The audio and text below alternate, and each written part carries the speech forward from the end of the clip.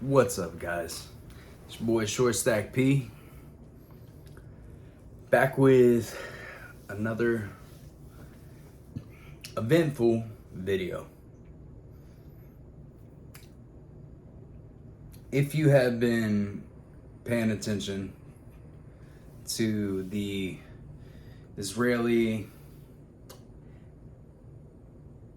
Iranian, Hezbollah, all the Iranian proxies over the last couple years, you can go back to coming up on like 2 years, October 7th. Israel had a terrorist attack against them, where there were many casualties, many deaths, and many hostages taken.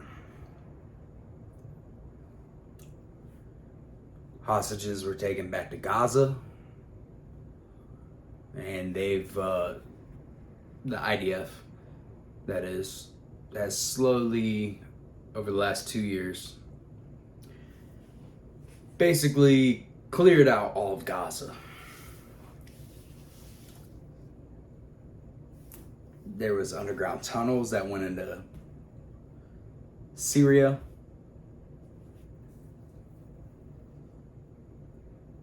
Where Hezbollah, which is a proxy of Iran, they're backed by Iran with the money and the beliefs, the ideology. And if you also follow any of history, you'll know that they've never gotten along. The Jewish belief versus the Islamic belief doesn't really mix. Now, that doesn't go for your average believer. Most people, I will say, not even in Iran or Israel, are this way. Most people are actually live and let live. America has developed and formulated the first ever freedom of speech, freedom of thinking. You can think however you want. You can be your own individual here. That is not the case for many places in the world. And as I'm sure you'll see off the title or the thumbnail, we're this close to the brink of a third world war. Israel is one of our allies. They have been for many of years. And I'm not advocating that they're using the right amount of force for anything that they've done. October 7th was a tragedy. It should have never happened. And a lot of people can say X, Y, Z about the situation. That situation on October 7th should have never happened. The tensions over there have always been present, but there had never been anything quite like this in current times.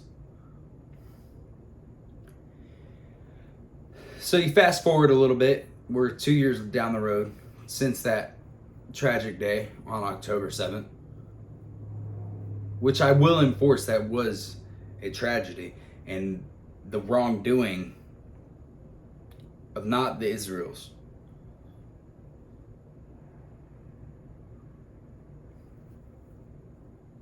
A lot of people got killed that day. A lot of people were kidnapped, died in captivity. There was American captors, prisoners.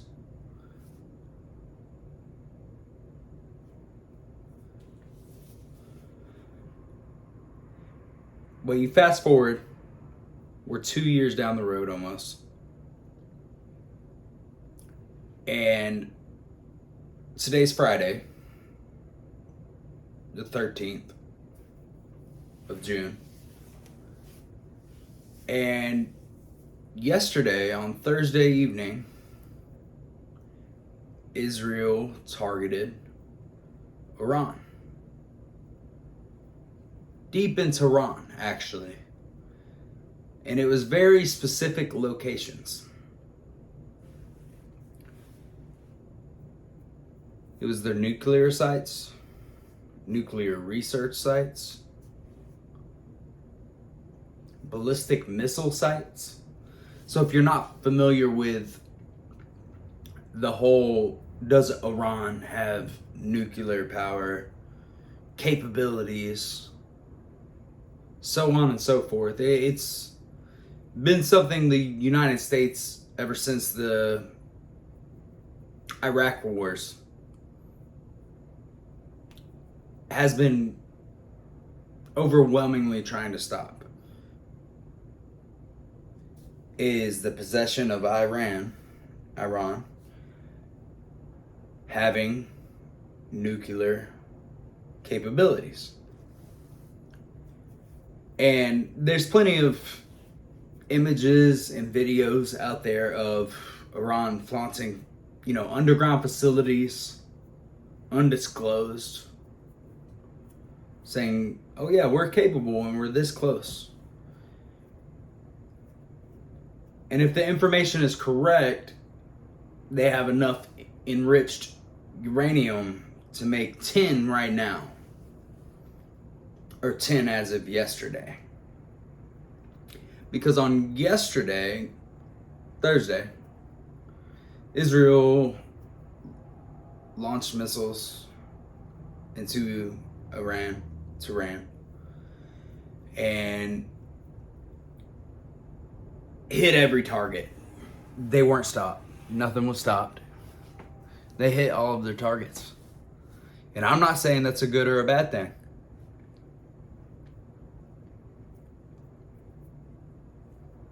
Because if you think about it on a global scale, the regime in Iran, one, if you think they like you, and I say you as American, you're poorly mistaken. Poorly mistaken. They hate you. They don't like your ideology. They don't like your skin color.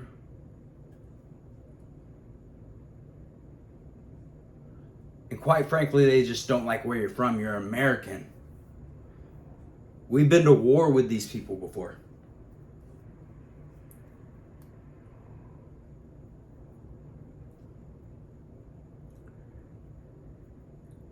That is why it's been so precedent on the American agenda to stop them from having nuclear capabilities. And Israel yesterday targeted all of those sites, killed lead scientists that were, expediting the process, all the showboating Iran has done of it.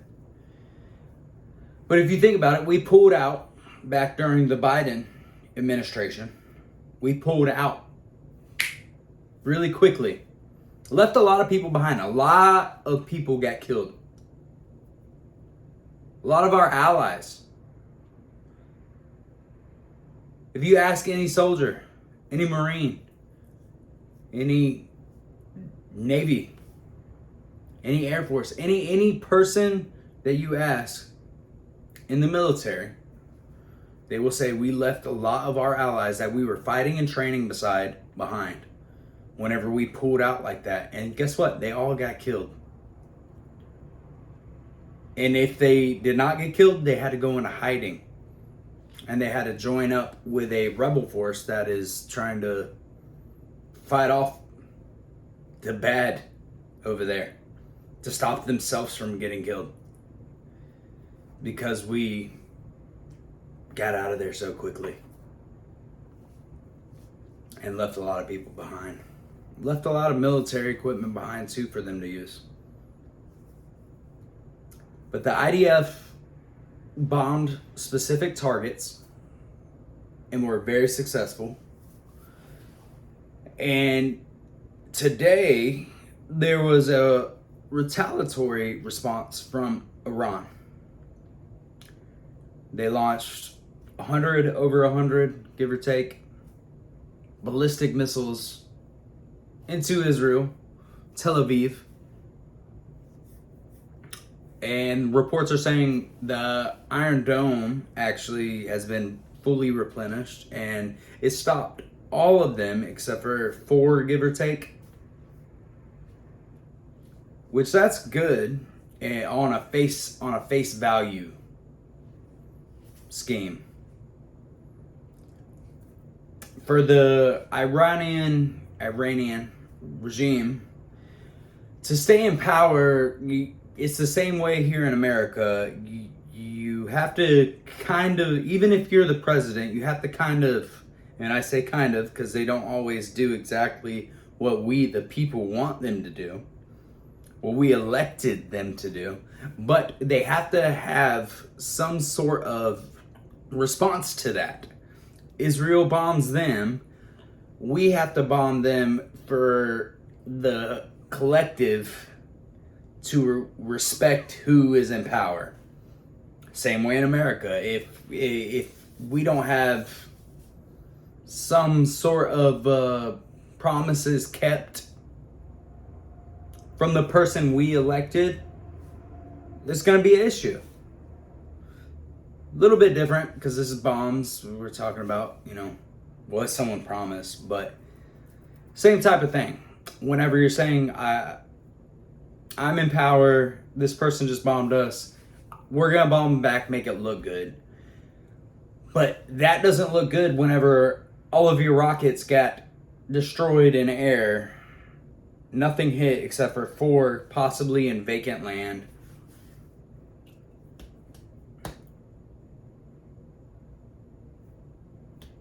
Knowing that we just bombed them, Iran that is, nothing hit, they hit us pretty hard, so we're just appeasing our people with that. Is there a bigger plan for Iran? Because I'm not sure if you're familiar geographically. Israel's here, their enemies are all around them. If Iran were to launch 1 nuclear missile, if they took a ballistic missile, a delivery system, put a tip on it that it has nuclear capabilities,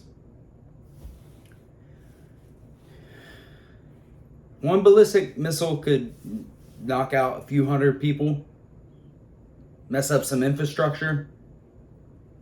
1 nuclear tip ballistic missile, all the nuclear tip needs is a delivery system to reach its destination. And that 1 nuclear capability bomb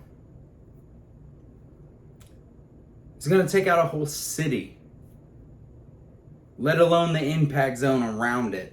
So we're talking 10,000, 20,000, 100,000. Then you got the fallout area, 1 million. Now everybody's in North Israel. That's from 1 missile.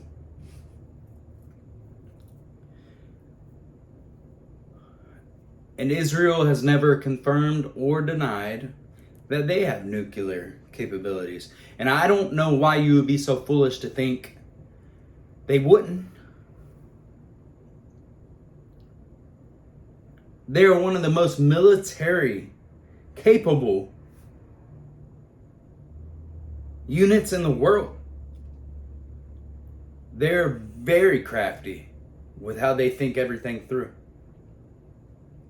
You remember the pager bombs? I won't get into that, but that was probably years in planning. That was probably 2 years before it actually happened. They were waiting for the right moment. The Mossad. I'm not going to bore you with facts about their intercellular units. Their intelligence agency, the Mossad, very capable. For as small as Israel is, with surrounded by nothing but enemies that want them dead, they are very capable. But the biggest thing about it is where does it end? What is the end to it? Because and I hate to say this, the golden age of war, it was to either infiltrate and conquer or hold and sustain. You're going to infiltrate some land and you're going to conquer it. Or you're going to stop somebody from infiltrating and conquering. So you're going to hold it and you're going to sustain it. So do you send what does that war look like? Because if Iran sends troops directly into Israel, remember guys, they are our allies. We are involved now. If Iran infiltrates Israel, that's World War III. We will be sending boots on the ground over there in unprecedented force. They will be thermonuclear. You will never see anything like that before. I would have never seen anything like that before. I was like in second grade whenever the towers went down. With all the phones and social media we have in the world right now, this world will see images of real-time things that we have never seen before if that happens. Now, the same thing counterclockwise. Does Israel put boots in the ground over there? No, that's a stupid idea, Shortstack. Both ways. That's a stupid idea. Okay, well, the only other option is, are they both just going to keep sending bombs, or is one of them going to finally get tired of getting beat up? Iran. Israel has whooped their ass throughout this whole thing. It's not even close, as Donald Trump would say. It's not even close.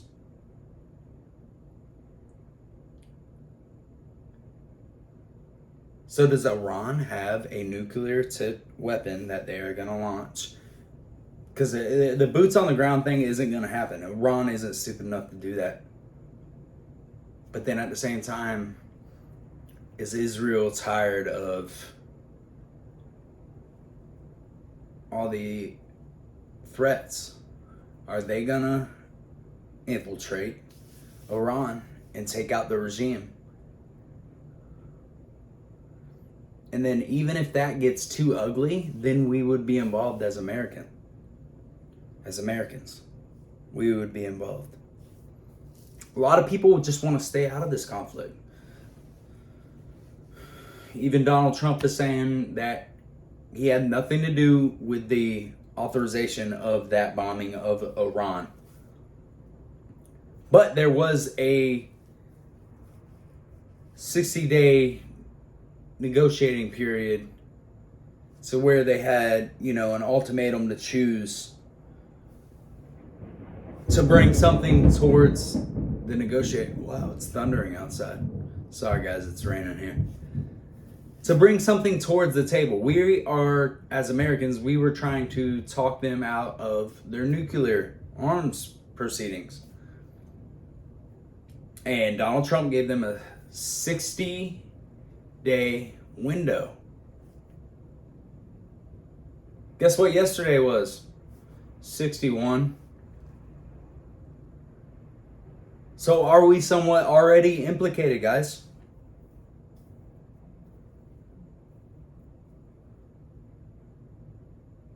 Because then if you go on Truth Social, Donald Trump is saying, well, maybe they would like to come back to the negotiation table. Maybe this was a strategic play by Donald Trump. And I think Iran would be very, very smart to come back to the table, sit down, have a discussion, and talk about decommissioning their nuclear program. This could not end well for a lot of the world. But I'll promise you one thing, it's not going to end good for Iran if they proceed. Let me know what you guys think down in the comment section. Like, subscribe, share. It's your boy Shortstack. One love, baby.